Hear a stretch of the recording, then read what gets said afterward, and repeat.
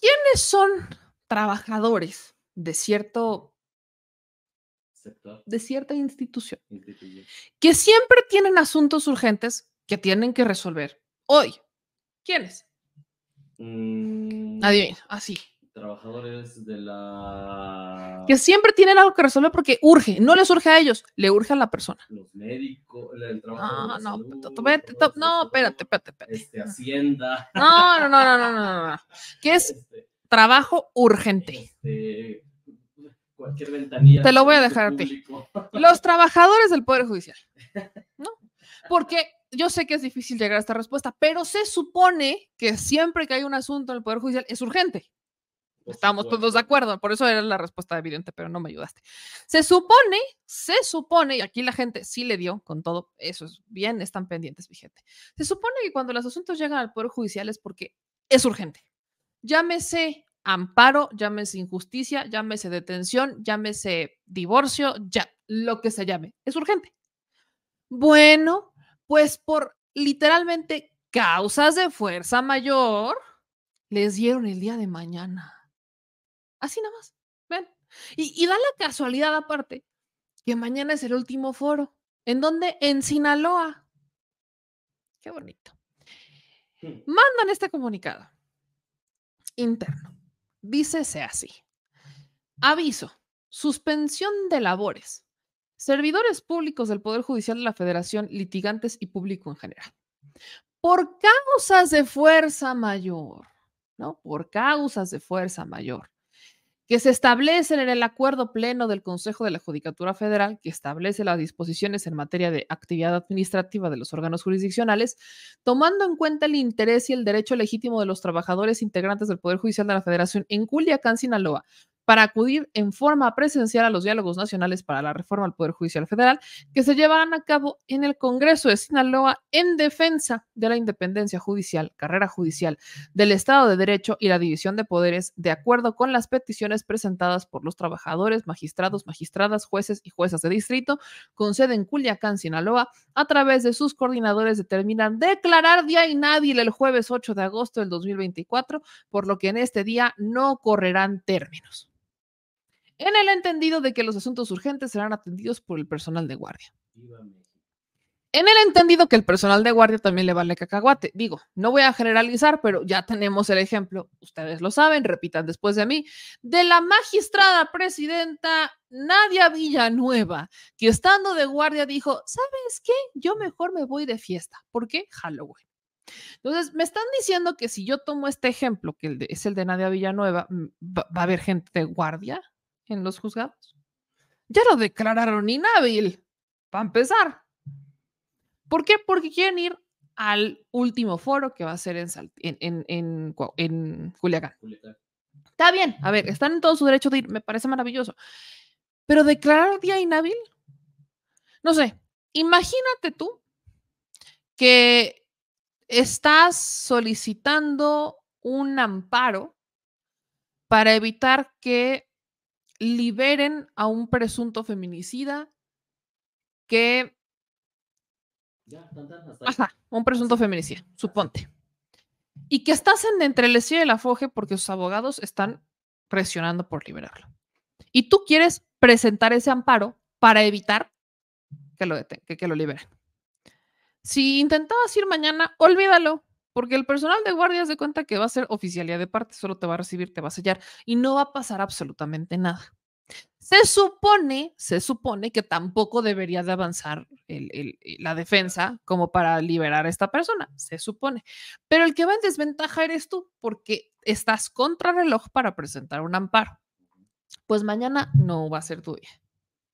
Mañana no va a ser tu día. Y lo peor del caso es que es jueves. Luego viene el viernes. Se atraviesa el fin de semana. Olvídalo. Olvídalo. No te va a tocar. Suponte tú que estás denunciando no sé, que tu pareja te golpea, vas al Ministerio Público, presentas la denuncia, y te tocaba ir con el juez para determinar, no sé, la medida cautelar. Si te tocaba mañana, no va a ser tu día tampoco. Ahí veremos si el viernes, o si no, porque ya es viernes, nos agarramos jueves, viernes, sábado y domingo y a ver si empezamos el lunes. Entonces, este es justamente el problema, porque, a ver, no estamos diciendo que no estén en su derecho de irse a manifestar.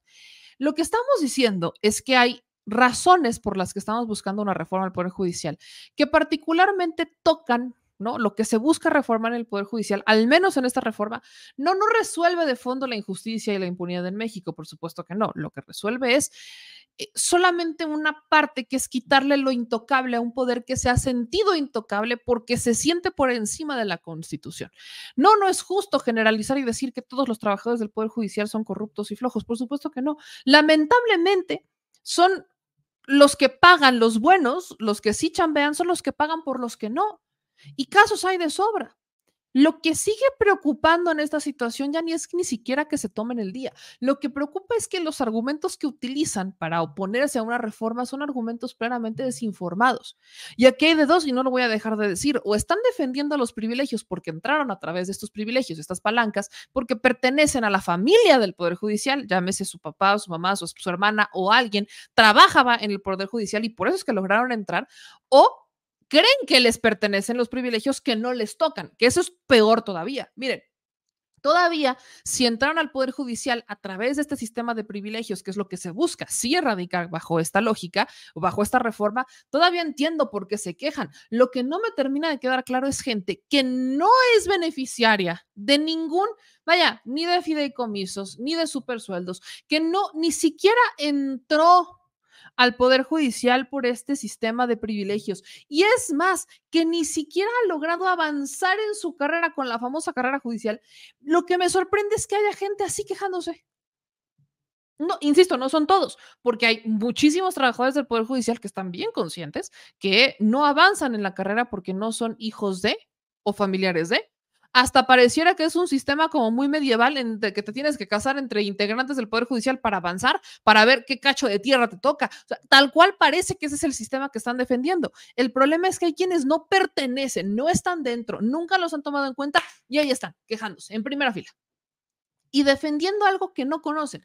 Por ejemplo, cuando fue a la Salazar, que fue en Saltillo, les estaba preguntando, oye, ¿por qué? ¿Qué es lo que no te gusta, no, de la reforma por judicial? ¿Por qué se quejan? ¿O por qué lo que dice Lenia Batres es mentira? Y había una persona que me encantó, que se le queda viendo así como de, pregúntale a alguien. No sabía. ¿Cómo vas y te manifiestas y no sabes? Y defienden esto de la carrera judicial como si todos fueran beneficiarios de la carrera judicial. ¿Perdón? ¿Disculpa?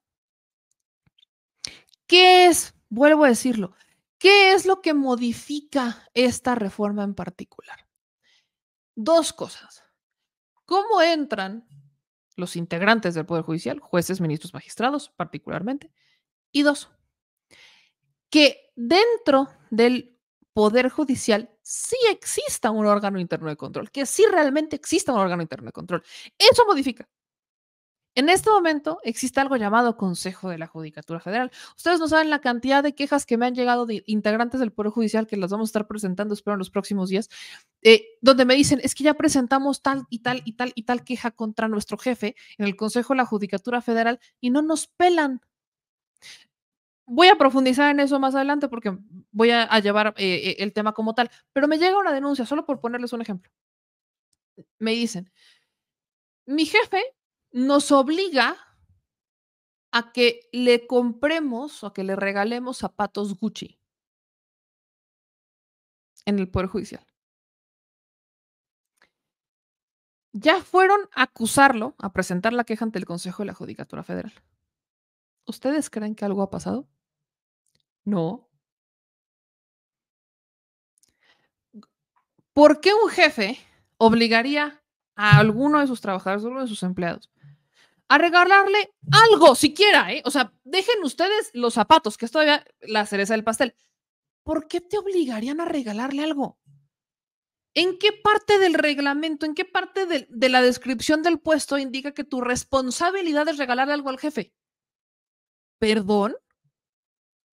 ¿Por? Se supone que ante la indignación que esto a mí me causa, imagínense los que están allá adentro, los que son víctimas de este jefe, van y se quejan ante el Consejo de la Judicatura Federal. Se supone que nada más por tantito así, el Consejo de la Judicatura se tendría que haber indignado más que yo y tendría que haber investigado la situación y emitir algún tipo de sanción. Bueno, el asunto ni siquiera ha pasado. Ni siquiera avanza. De 20,000 el calzado. Ni siquiera avanza. De a 20,000 pesos el calzado que les está exigiendo a trabajadores del Poder Judicial que le regalen. Muchos trabajadores del Poder Judicial, ese es su sueldo. O sea, me está diciendo que tendrían que destinar su sueldo a un regalo del jefe, porque si no, los va a regañar o castigar. Perdón, pero eso es estar enfermo de poder. Entonces, lo que justamente modifica esta reforma en particular es que sí exista un mecanismo interno que sirva incluso, sobre todo, que es lo peor del caso, no solo incluso, sino sobre todo le sirva a los trabajadores del Poder Judicial cuando son víctimas de una injusticia. Que les sirva a víctimas de un juez que no juzgó con perspectiva de género, o un juez que decidió liberar a un violador porque una niña de 4 años no le pudo decir la dirección exacta en donde fue violada ni la hora exacta, porque, híjole, tiene 4 años, no llevaba reloj, no marcó la ubicación antes de que la empezaran a violar, entonces pues eso no. Que exista un mecanismo donde puedas irte a quejar y que alguien realmente pueda decir y hacer algo contra claras injusticias a decisiones que toman jueces. Eso es al menos ahí está, es una cosita de nada contra un monstruo de irregularidades que forman parte de la impartición y procuración de justicia, que son cosas distintas. Evidentemente, si queremos resolver el problema de procuración de justicia y de impartición de justicia, necesitas hacer modificaciones profundas. Necesitamos modificar la ley de amparo, para empezar. Necesitamos modificar a las fiscalías, ministerios públicos, todo este sistema. Necesitamos mejorar la estrategia de seguridad, capacitar a los policías, tener una relación interinstitucional entre policías, ministerios públicos, fiscalías y jueces, y que todos funcionen al unísono para liberar órdenes de aprehensión, liberar órdenes de cateo, ejecutar las órdenes de cateo, ejecutar las órdenes de aprehensión, y que todo sea mediante el debido proceso para evitar que un delincuente, en este caso hasta un narcotraficante, salga porque le violaron el debido proceso, le violaron sus derechos humanos y por eso salga. Todo tiene que funcionar. Esa parte en particular no la resuelve esta reforma, pero sí es una primera parte para empezar a tumbar a todos estos jueces que han sido un obstáculo dentro del propio sistema de impartición y procuración de justicia. Para eso sí sirve, porque entonces vas a tener un mecanismo en donde si algún juez toma una decisión como la de estos jueces de Morelos y del Estado de México, que porque una niña de 4 años no les dijo exactamente en dónde la habían violado y a qué hora liberaron a su violador, puedas tener a alguien acudir para que puedan hacer justicia y sacar a estos jueces del sistema que lejos de hacer la vida más justa, la hacen más injusta. Al menos ya tienes algo para defenderte. Vamos por partes. También lo que hace es evitar que tengamos jueces como Luis María Aguilar, ministro de la Suprema Corte, que decidió que era una muy buena idea darle chamba a su hija dentista en la Suprema Corte. No con él, porque eso sería nepotismo, pero sí con el otro ministro, con Pérez Dayán. ¿Por qué no? Evidentemente, eso es lo que empiezas a hacer, abrir las puertas. Necesitas más abogados, necesitas más gente trabajando en el Poder Judicial. ¿Cómo esperan que más gente entre a trabajar al Poder Judicial para empezar a tener más empleados y evitar esta sobrecarga laboral que tienen si las puertas están cerradas exclusivamente a tu acta de nacimiento? Si eres o no familiar de alguien.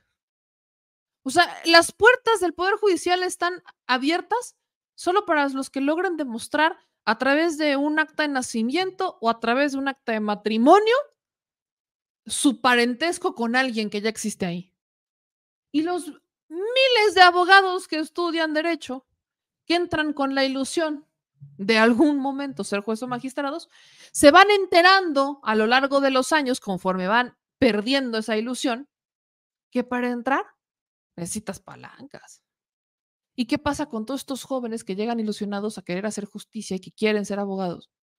Que no tienen esas palancas, que no tienen el dinero para poner un despacho de abogados y que eventualmente se enteran que el sistema, lejos de hacer justicia, es un sistema para exclusivamente privilegiados.